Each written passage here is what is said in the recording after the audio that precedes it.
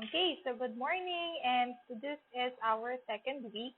And for today, Monday, you have 2 hours of scheduled modular work.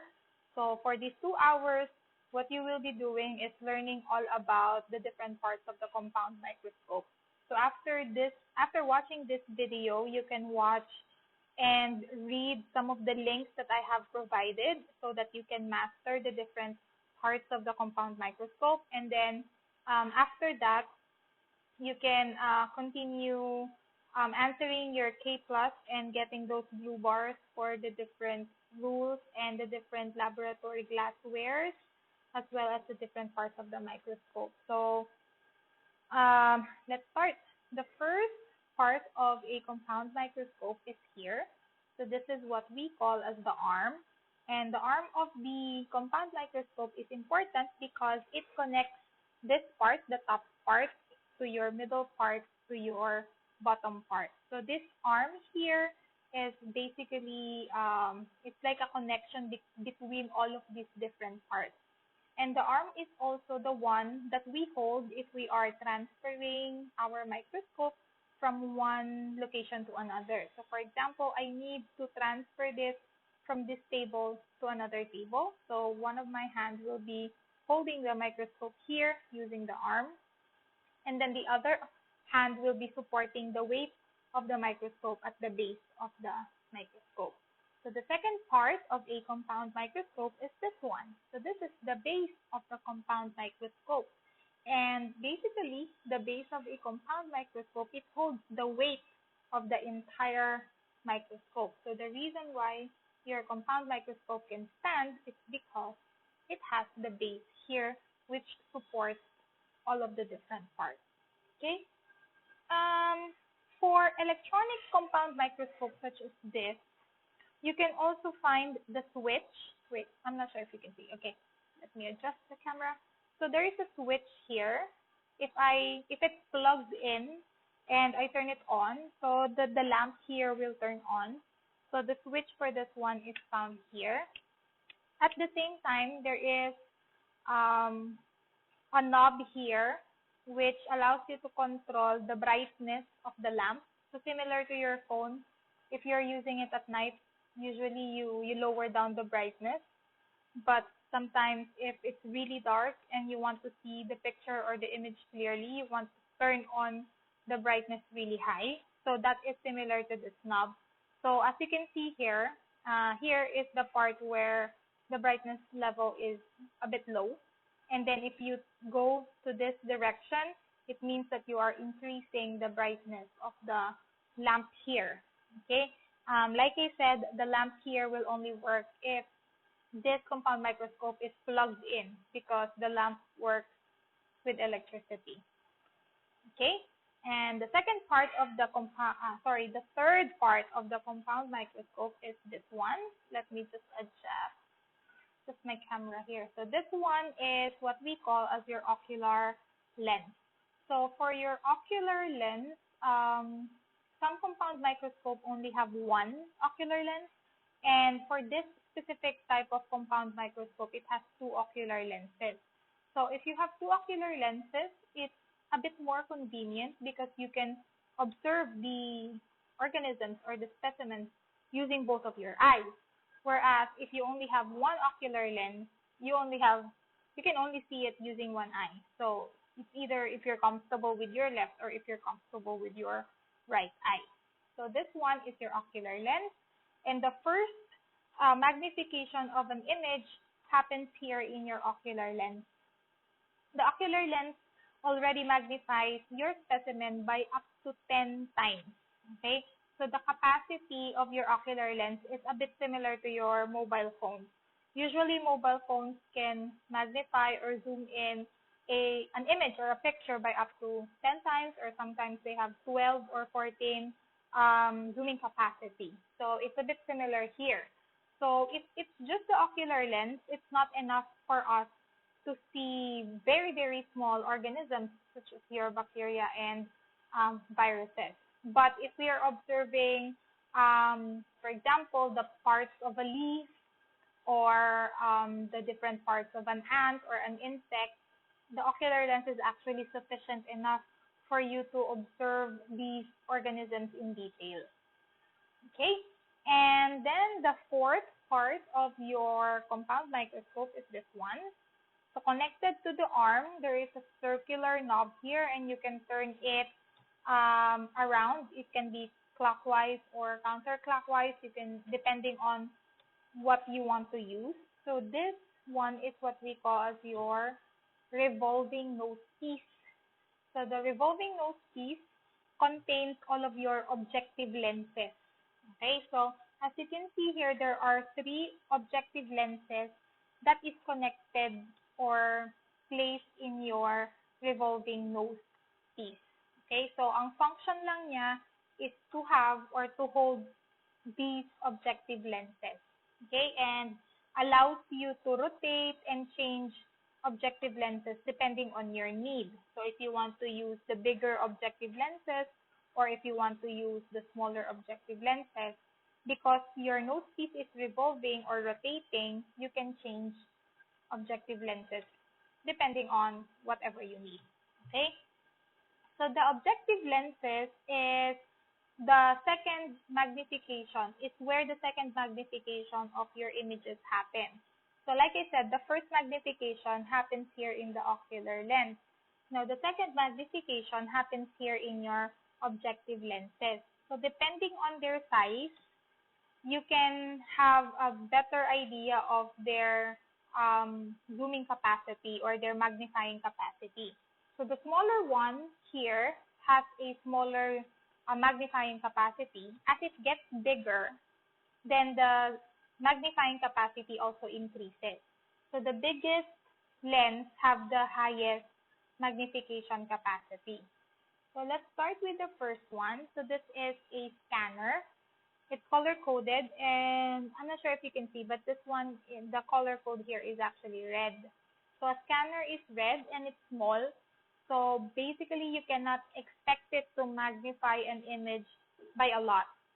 According to here, your scanner can magnify an image or an organism by up to 4 times.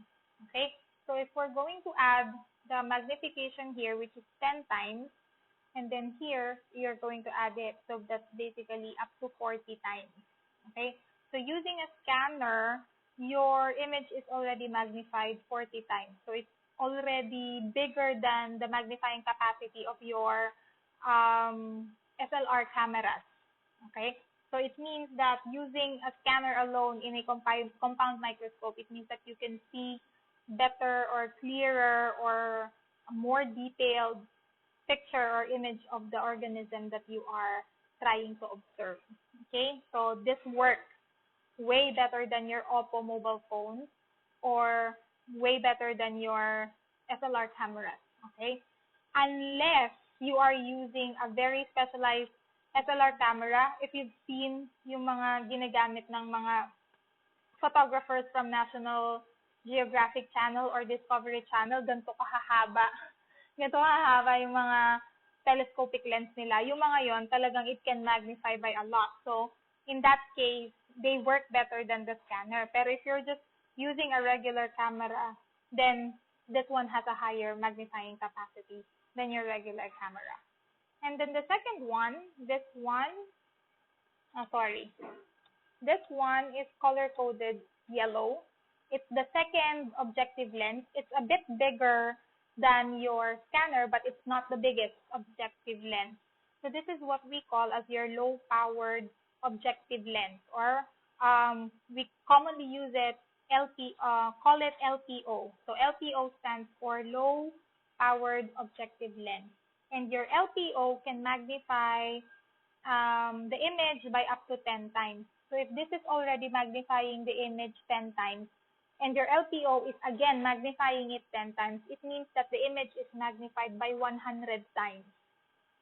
So we can already see different cells using the low-powered objective. And if you're here right now, if we have the normal classroom setup, you will actually be using the compound microscope to observe different kinds of cells. But for now, since we have this new normal and We cannot really go to an actual classroom. So we will just focus on the different parts of a compound microscope. But like I said, your LPO or low-powered objective can already magnify your image by up to 100 times. So if it's a very, very small bacteria or a very small cell, for example, the different cells in a leaf, you can already see them using the low-powered objective. And then the last one, and this is the biggest objective lens in your revolving nose piece. If you can see, this one is color-coded blue, and this is the longest. Compared to the low-powered, it's bigger than the low-powered objective lens. So this is what we call as the HPO, or the high-powered objective lens. So in our compound microscope, this is the one capable of magnifying the image by up to 40 times. So if this is already magnifying it 10 times, and your HPO is already magnifying it, it's also magnifying it up to 40 times. So the image that you are looking at is magnified by 400 times. That's how detailed or clear your high-powered objective is. So if you can see cells, the different cells in a cell using the LPO, it can provide more detailed information, or it can provide you a detailed picture of what is inside the cell. Okay, so for example, in a low-powered objective, you can see the cells of an intestine, but in a high-powered objective, you can see the different parts that is inside the cell in your intestine because it has a higher magnification capacity. So usually, if we are viewing slides using the compound microscope, these are the two objective lenses that we commonly use, the low-powered objective and the high-powered objective, and that's enough.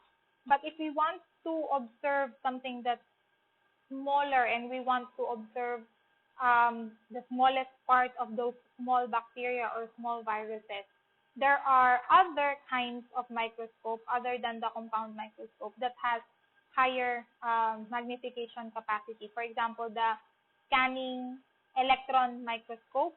So, very detailed yon, and ang taas ng magnification on more than 400 times ang kaya niyang i-magnify for one organism.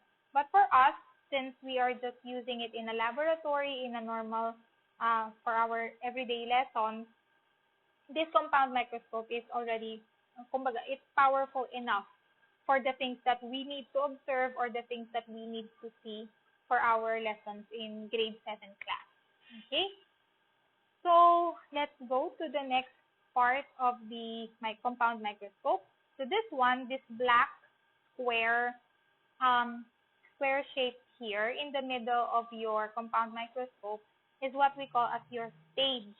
Okay? So the function of the stage is, this is where you put your glass slides. So going back dun sa ating first video, di ba, we showed you a glass slide and a cover slip, and we said that the function of that glassware is that we use it if we are observing specimens or organisms in a microscope.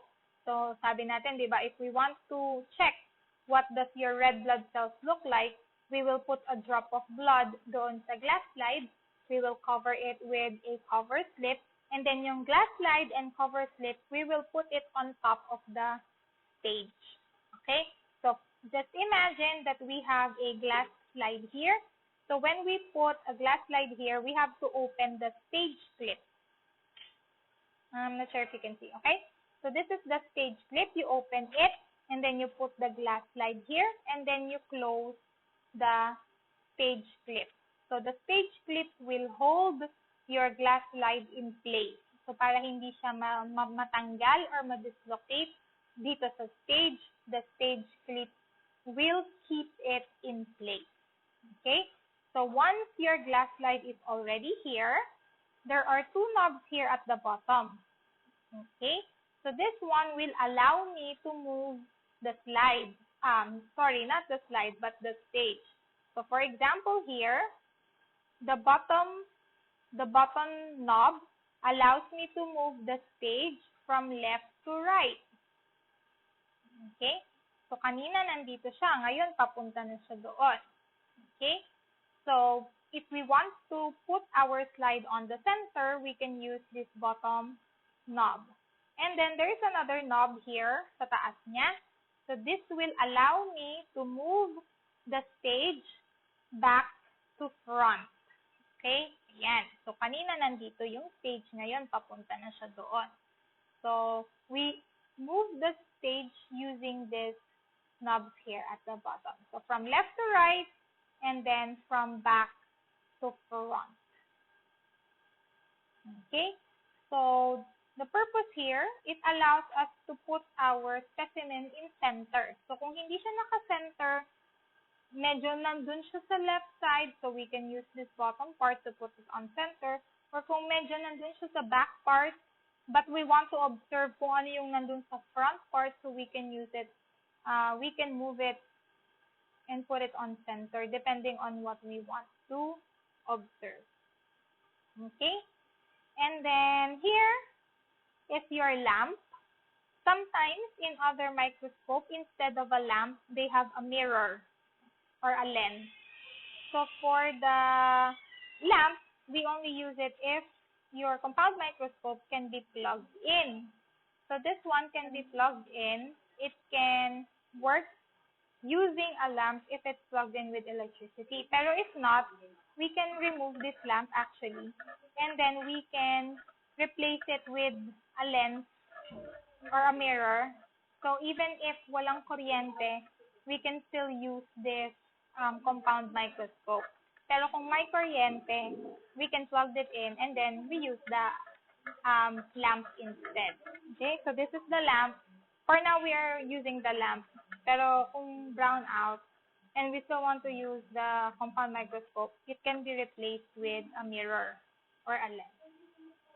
Okay, so next, there are other knobs here.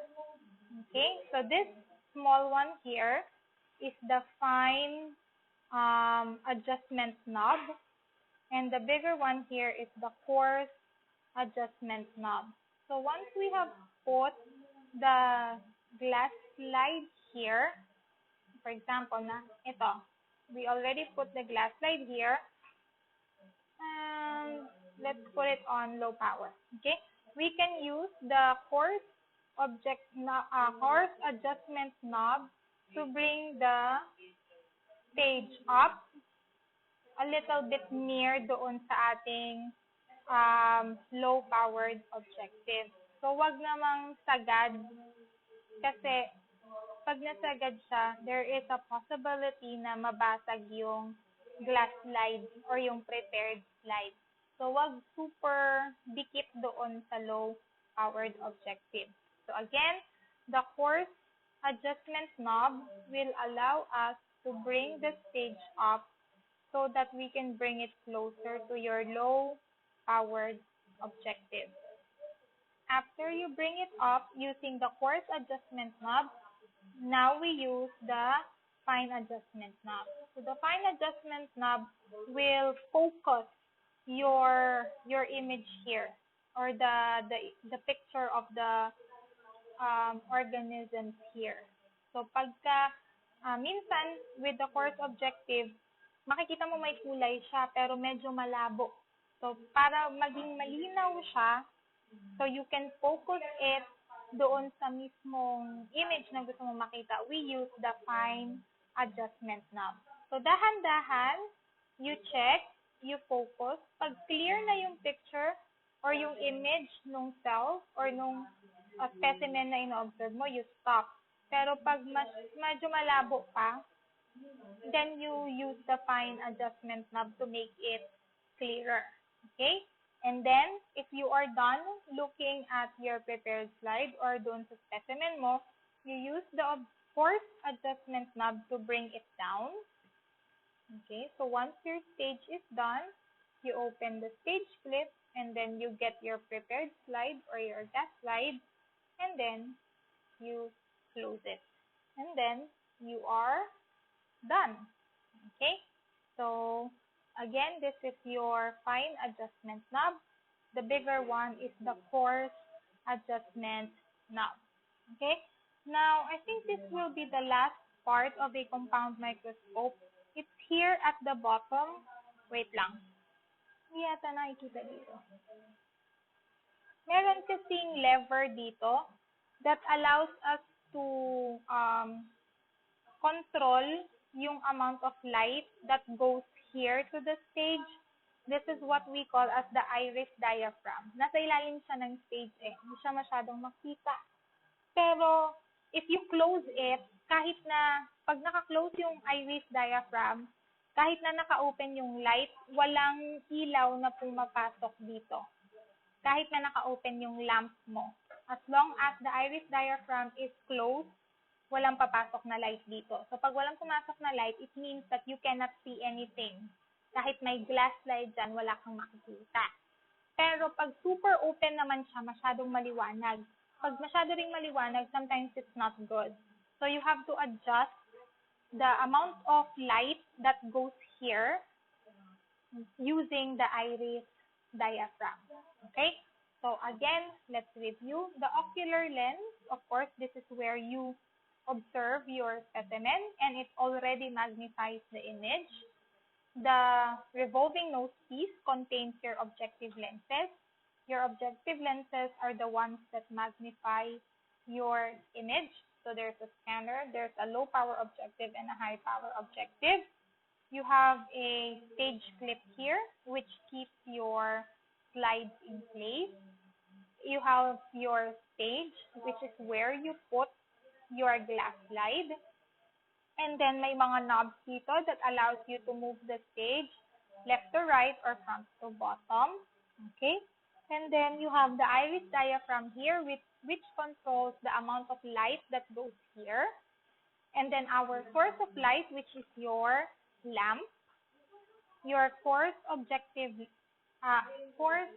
adjustment knob, the bigger one. And then the smaller one is your fine adjustment knob.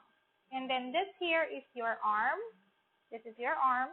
And then this is the base of a compound microscope. Okay, so that's it.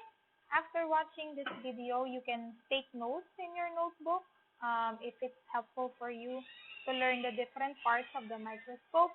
And there are also links and that you can use to watch the different parts of the microscope, and there are also links that you can use to practice yourself or assess yourself if you are already familiar with the functions and the names of the different parts of a compound microscope. Okay, bye.